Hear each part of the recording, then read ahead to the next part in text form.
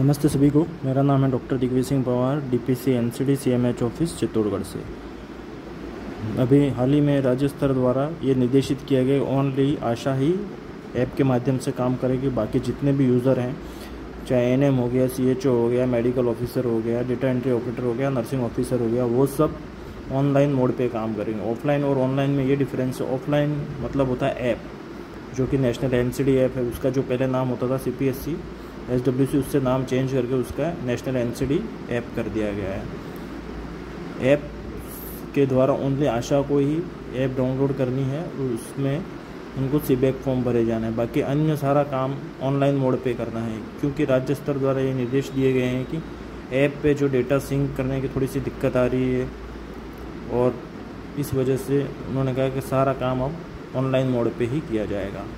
App में net की आवश्यकता नहीं पड़ती, ओनली सिंक करने के लिए ही अपने को नेट की आवश्यकता पड़ती है, इसलिए उसको ऑफलाइन नाम दिया गया है। और जो ऑनलाइन है वो नेशनल एनसीडी पोर्टल है, ये वेबसाइट है, यूआरएल है, इसलिए उसको ऑनलाइन बोलते हैं। तो ये डिफरेंस है। अब यहाँ पे अपन आईडी पासवर्ड जो भी हैं इसमें डालेंगे। जैसे यहाँ पे देखेंगे डीओसी मतलब डॉक्टर की आईडी, एमओ की आईडी है, ये भी एमओ की, एचओ मतलब एडमिनिस्ट्रेशन की मॉनिटरिंग के लिए डिस्ट्रिक्ट लेवल की आईडी है। और उसके बाद में आप देखेंगे एडमिन की आईडी। यहाँ से सब जो डिस्ट्रिक्ट लेवल का डाटा है, किसी को मैप करना, यूज़र को मैप करना है, किसी की डिवाइस आईडी हटानी है, तो वो इस एडमिन पोर्टल के द्वारा की जाती है। जैसे ही आप लॉगिन करेंगे आईडी पासवर्ड करने के बाद में ये पॉपअप आ जाएगा कि आपके एलजीडी कोड को मैप करना है। लोकल गवर्नमेंट डायरेक्टरी के अनुसार हर विलेज को एक कोड दिया गया है, उसके अनुसार जस्ट उस गांव को सर्च करना है और उसमें कोड उसका सेलेक्ट करके उसको सबमिट करना। बस 2 मिनट का काम है। ये ओनली पीएससी या सीएससी का आईडी से होगा, सीएचओ लेवल पे ये कार्य नहीं किया जाएगा। जैसे कि ये देखेंगे, ये यूपीएससी का आईडी है, या 3 डॉट से आप यहाँ से प्रोफाइल चेक कर सकते हैं। प्रोफाइल के अंदर जाने के बाद में आप यहाँ से फैसिलिटी का नेम, नीन आईडी जो है आम पोर्टल है, जिसका पहले नाम एसडब्ल्यूसी पोर्टल होता था, उसके जो नीन आईडी है वो यहाँ पे आपको इंटर करनी है, ताकि वहाँ पे जो डेटा अब जो सर्विस डिलीवरी मंथ में एक बार जो रिपोर्ट एनसीडी की डलती थी, वो यहाँ से डेटा फैच करके वहाँ पे ऑटोमेटिकली वहाँ पे शो होने लग जाएगा। इसलिए नीन आईडी सबको ही अनिवार्य है।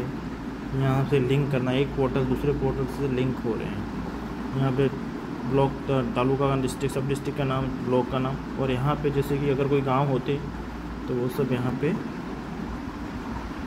हो जाते। लेकिन ये अर्बन की है, तो यहाँ पे ऐसा कोई वार्ड है तो वार्ड को अपने को मैप नहीं करना है, इनके कोई कोड नहीं है।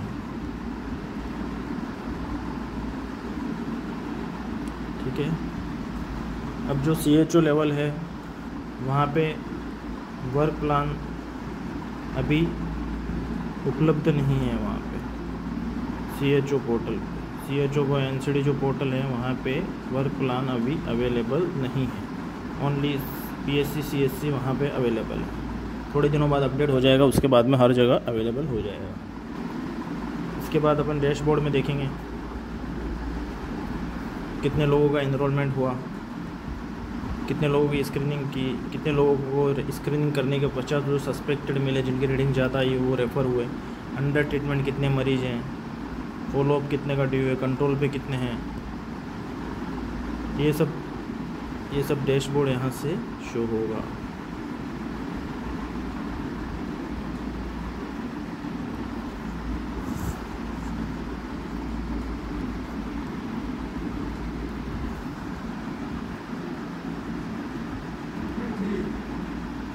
सब सेंटर वाइज भी आपका डेटा कितना क्या है वो सब यहाँ से अपन देख सकते हैं।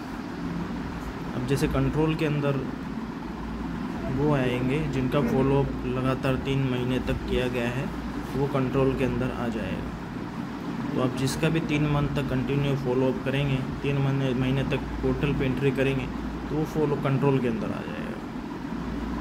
ठीक है। स्क्रीनिंग करी, उसमें से कितने लोगों को रेफ़र किया, रेफ़र करने के बाद कितने लोग पीएससी या सीएससी पे आए और उनका ट्रीटमेंट शुरू हुआ, तो वो सब अंडर ट्रीटमेंट के अंदर जाएंगे।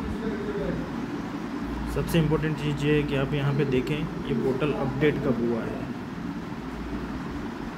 अपडेट को ज़रूर देखें। अगर पोर्टल अपडेट नहीं हुआ है उस टाइम पे तो वो डेटा आपका काम किया हुआ शो नहीं होगा। अब उसके बाद में यहाँ डाउनलोड रिपोर्ट्स, जैसे 3 तरह की रिपोर्ट्स यहाँ अवेलेबल है। सीबैक स्टेटस, वापस सीबैक किसकी भरनी है क्या है वो सब रिपोर्ट यहाँ पे दिखेगा। उसके बाद स्क्रीनिंग रिपोर्ट, ट्रीटमेंट स्टेटस, कितने लोग पॉजिटिव है, कितने फॉलोअप पे, वो सब यहाँ से एक्सेल में शीट डाउनलोड होगी, उसको फिल्टर लगा के आप यूज़ कर सकते हैं। और सब सेंटर लेवल की एक्टिविटी, कितने यूज़र्स वो एक्टिव है, आशा कितनी एक्टिव है, वो सब यहाँ से देख सकते हैं। लेकिन अभी देखेंगे तो ये अभी अवेलेबल नहीं है, बाकी तीनों ये अवेलेबल हैं। इसको अपन डाउनलोड करके देख लेते हैं एक बार।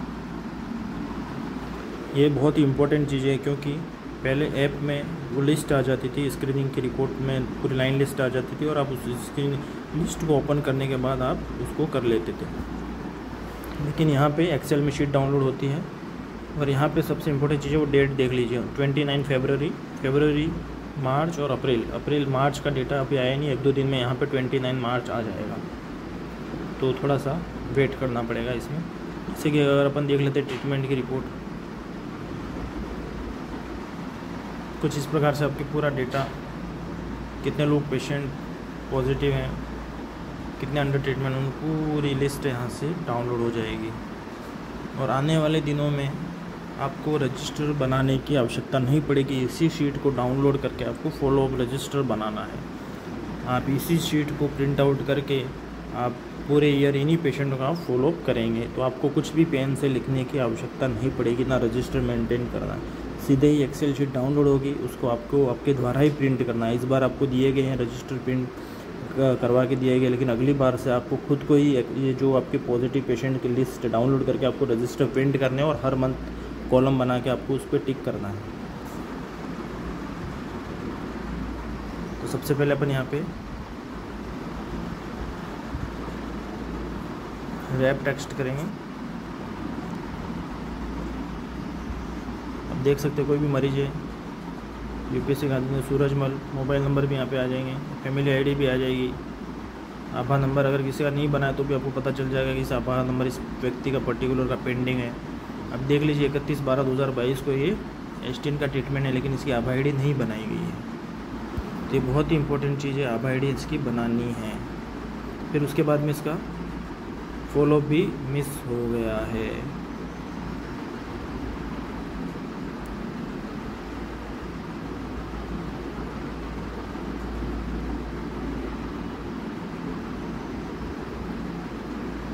फिर उसके बाद देखेंगे हाइपोटेंशन कंट्रोल है, अनडिटरमाइन आ गया है क्योंकि उसका 3 महीने से फॉलोअप नहीं किया गया, मिस फॉलोअप हो गया, तो डिटरमाइन नहीं किया गया। अगर किसी का कंट्रोल में होता, जैसे सबके मिस फॉलोअप आ रहे, तो यहाँ पे आप फिल्टर लगाने के बाद में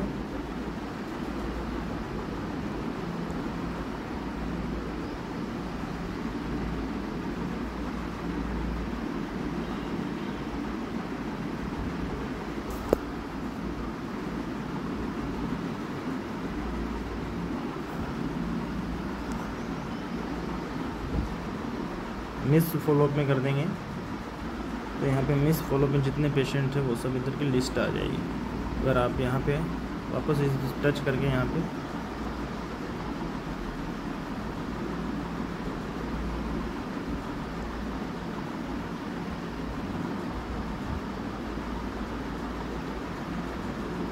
एडहियरिंग टू फॉलोअप करेंगे तो वो उनका फॉलोअप, जैसे जिनका फॉलोअप किया गया उसकी लिस्ट आ जाएगी। जैसे 16 जनवरी को, 14 फरवरी को जिनका फॉलोअप किया तो एडहियरिंग टू कंट्रोल में आ जाएगा। जैसे जिनका प्रॉपरली अगर उनका फॉलोअप किया जा रहा है तो वो कंट्रोल में आएंगे, अगर फॉलोअप नहीं किया जाएगा तो मिस हो जाएंगे, उसके बाद अनडिटरमाइंड कंडीशन में आ जाएंगे। इसलिए यहाँ से आप लिस्ट निकाल के आप सबका फॉलोअप देख सकते हैं। ये बहुत ही ईजी है, एक बार आप थोड़ा सा इसमें सीख लीजिए, ज़्यादा कुछ करना नहीं है आपको, फ़िल्टर लगा के आपको जस्ट चूज़ करना है। तो इस प्रकार से आपसे महीने में कितने लोगों का जो आपकी पेंडिंग है वो आप यहाँ से देख सकते हो। किसका पिछले महीने किया था, आप किसका करना है, तो वो यहाँ पे आपको लिस्ट मिल जाएगी। तो इस लिस्ट के द्वारा ही आप करोगे। दूसरी बात है, एनसीडी स्क्रीनिंग 2 टाइप से होती है, एक होती है पॉपुलेशन बेस्ड स्क्रीनिंग और एक होता है अपॉर्चुनिटी बेस्ड स्क्रीनिंग। ओपीडी के अंतर्गत पेशेंट खुद चल के आता है, तो 2 टाइप से होती है। जैसे मान लीजिए सब सेंटर है, सब सेंटर पे पेशेंट आपका टारगेट 1000 का है, तो आपकी ओपीडी में 2-4 पेशेंट आ रहे हैं या 10 आ रहे हैं ज़्यादा से ज़्यादा, लेकिन पूरी पॉपुलेशन आपकी कवर नहीं हो रही है, तो आप ओनली ओपीडी में बैठ के आप सारी स्क्रीनिंग नहीं कर सकते। इसके लिए आपको जाके आशाओं के द्वारा मोबिलाइजेशन करवाना पड़ेगा, पेशेंट खुद मूव होगा, कैंप लगाइए, उसके बाद में वो आपकी स्क्रीनिंग कंप्लीट होगी। तो आप ओनली ओपीडी के सहारे पेशेंट नहीं कर सकते। या फिर दूसरा तरीका ये है कि कोई पेशेंट जनरल इलनेस के लिए आता है, सर्दी जुकाम खांसी के लिए आता है, तो आप उसमें बीपी शुगर 30+ अबोव है तो आपने उसका चेक कर लिया। तो इस प्रकार से आपको टारगेट पूरा करना है। इसलिए रजिस्टर के अंदर पूरा जो आपका स्क्रीनिंग है, चाहे आपने बाहर की है या ओपीडी बेस करी है, तो उस सब की एंट्री स्क्रीनिंग के अंदर आएगी। बहुत से लोग कंफ्यूज होते हैं, ओनली जब स्क्रीनिंग जो पेशेंट चल के आता है उन्हीं का डेटा रजिस्टर में चढ़ाते हैं। मान लीजिए वो तो चढ़ा दिया, लेकिन आपका टारगेट आप बता रहे हो, जैसे एप्लीकेशन में आप शो कर रहे हो कि अपनी स्क्रीनिंग पूरी कंप्लीट कर दी हो, रजिस्टर में आपने स्क्रीनिंग कंप्लीट ही नहीं करी, तो फर्स्ट स्टेप तो रजिस्टर के अंदर आप फिजिकल पहले पेशेंट की जांच करेंगे, उसके बाद आप रजिस्टर में एंटर करेंगे, रजिस्टर में एंटर होने के बाद फिर आप डिजिटलाइजेशन करेंगे डेटा का। तो इस तरह से प्रॉपर चयन हो, ऐसे नहीं कि आप डिजिटल सब कुछ कर दिया और रजिस्टर आपके पास मेंटेन ही नहीं है।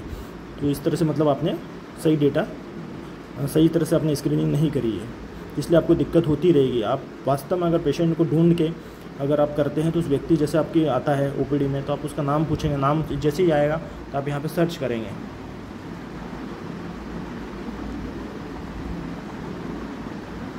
या अगर पॉजिटिव पेशेंट है तो यहाँ से बीपी पासपोर्ट से उसको सर्च करेंगे, या आभा आईडी बनी हुई तो आभा आईडी से भी अपन कर सकते हैं इसके पॉजिटिव पेशेंट। तो इसलिए अपने को एनरोलमेंट नहीं करना है।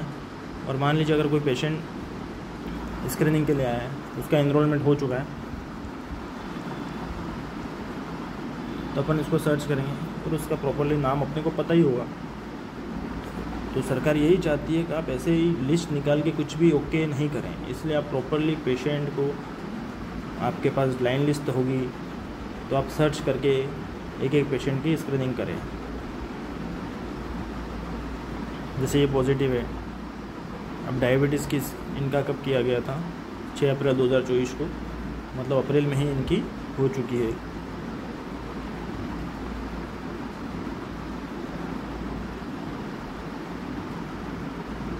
अब इनके देखिए आभा आईडी भी बनी हुई है।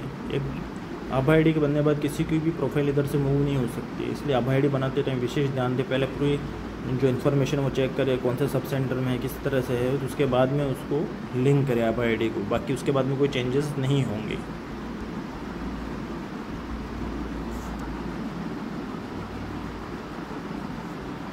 और मान लीजिए ये हाइपरटेंशन का, ब्लड प्रेशर का मरीज है, 19 जुलाई 2023 को किया था, तो अपन इसकी देख लेते हैं स्क्रीनिंग कैसे करते हैं। अभी हाइपरटेंशन के लिए 19 जुलाई 2023 को इसकी, आज है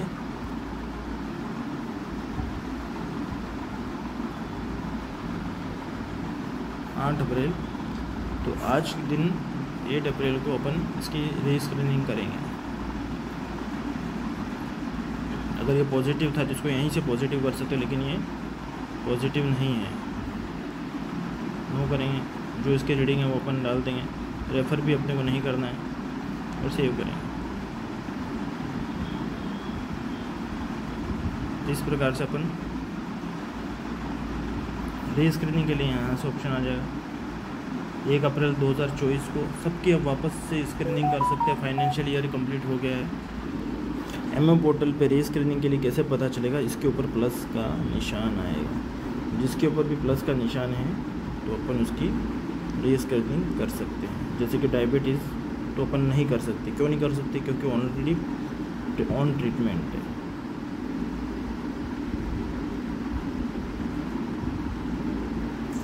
रीस्क्रीनिंग 8 अप्रैल जैसे बता रहा है। रीस्क्रीनिंग ड्यू डेट इज़ 1 अप्रैल 2024।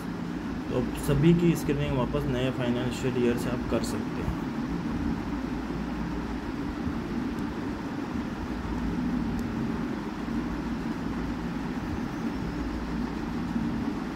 तो ये देखिए ऊपर हाइपरटेंशन का चला गया।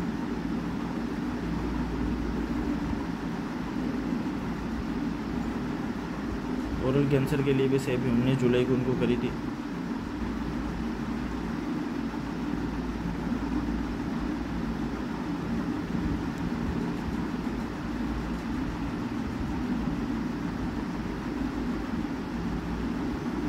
अब ओरल कैंसर को अपन नहीं कर सकते क्योंकि स्क्रीनिंग 5 साल बाद में होगी, तो इसलिए यहाँ पे प्लस का ऑप्शन नहीं आएगा। ठीक है, अब इनकी अपन देख ले, स्क्रीनिंग करना है तो आपको 3 डॉट्स में से जाना है यहाँ पे डायरेक्ट एंट्री करेंगे तो वो एग्ज़ामिनेशन के अंदर जाएगा डेटा, तो यहाँ पे एंट्री नहीं करनी है। यहाँ पे अगर आपको पेशेंट को पॉजिटिव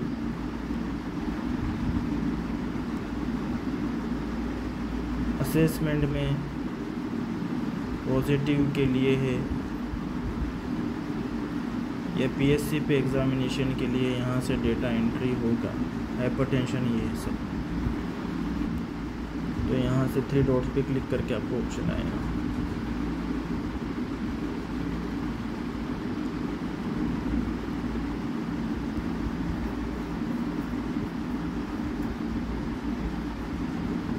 सबसे पहले यूज़र आईडी सेलेक्ट करनी पड़ेगी, जो भी एनएम है वहाँ की। अब देख लीजिए इधर भी प्लस का ऑप्शन आ रहा है, तो आपको रीस्क्रीनिंग के लिए ये अवेलेबल है, तो यहाँ से आपको रीस्क्रीनिंग की जानी है। डायबिटीज़ के लिए भी प्लस आ रहा है, जबकि oral cancer, cervical breast cancer इसके लिए नहीं आएगा। इस तरह से आपको करना है। अब आप फॉलोअप के लिए देखेंगे, हालांकि ये CHO के अंदर ऑप्शन अवेलेबल नहीं है, only PSC sub centre DHO किस तरह से करेंगे। एडवांस सर्च में जाना है, स्टेटस पे सेलेक्ट करना है, ऑन ट्रीटमेंट कितने सर्च करेंगे। जैसे मान लीजिए रजिया बेगम, अब इनका 11 मार्च को लिया था, वाइटल रिकॉर्ड किए थे, ब्लड शुगर भी 11 मार्च। तो अब इनकी जो रीडिंग है आज वो बाई चांस आते हैं, इनका फॉलोअप ड्यू है। अगर देखते हैं फॉलोअप ड्यू में लिस्ट में आता है नहीं आता वो भी बता देता हूँ मैं। ड्यू चेक करने के लिए वर्क प्लान के अंदर जाना है और रज़िया बेगम थे, देखते हैं आज के दिन में आते हैं नहीं आते।